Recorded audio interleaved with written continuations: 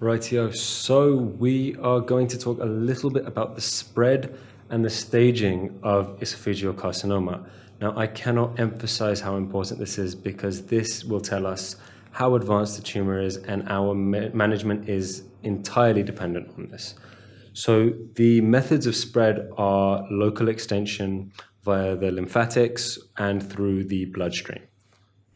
So the staging is broken down into the T and M staging.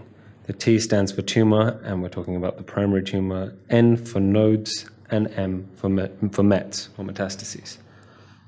So before I get into that, I want to talk just a little bit about the structure of the esophagus. So we have the mucosa, then the submucosa, the muscularis layer, and then the adventitia, and that's going from inside to out. And so what we mean by the TNM staging, for example, if there were to be a high-grade dysplasia, that would be TIS. If there were to be a tumor that invades the mucosa or the submucosa, that would be T1. A tumor that invades the muscularis layer, that is T2. A tumor that invades beyond the muscularis layer, that would be T3. And then a tumor that goes beyond all of this and invades the adjacent structures, including the pleura, pericardium, diaphragm, that would be T4A. T4B would then be a tumor that invades structures like the trachea, the bone, or the aorta. Now, when we talk about lymph nodes, if there's no lymph node metastases, that would be N0. N1 would mean that we'd have lymph node metastases in 1 to 2 nodes. N2 would be lymph node mets in 3 to 6 nodes. N3 would be 7 or more. Now, with mets, we have M0. That means that there is no distant metastases. And M1 would mean that there is a form of distant metastases.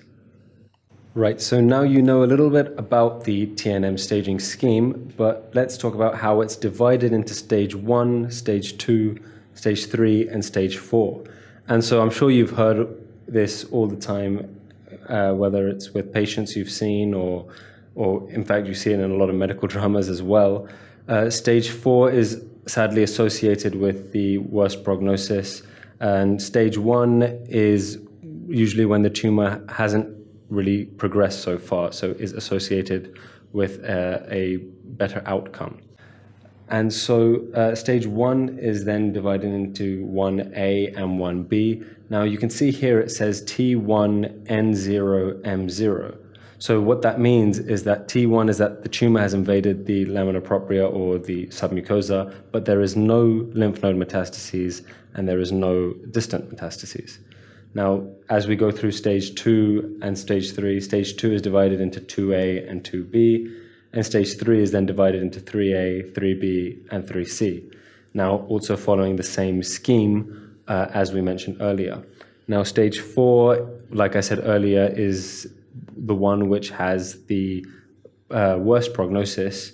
And for example, here it says T1 to T4. So any primary tumor that's invading between the lamina propria all the way up to adjacent structures, or has, along with lymph node metastases of any grade with distant metastases, as you can see from the N1 to 3 or M1. This is indicative that the prognosis isn't so great, and then obviously our treatment will vary accordingly. Now, the importance of this staging is so that we can categorize them into broad groups through which our treatment can therefore then be planned.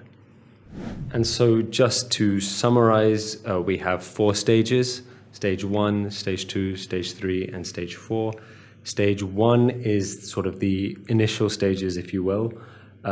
Stage 2 is the intensification of the tumor and slight extension. Stage 3 is when you will find further extension and often invasion into the more sort of local metastases or local structures. And stage 4, you will often find distant metastases. And so now that we've covered the staging, and I know it's a lot to take in, but we'll move on to the management, and you'll probably understand why it was so important for me to discuss this now.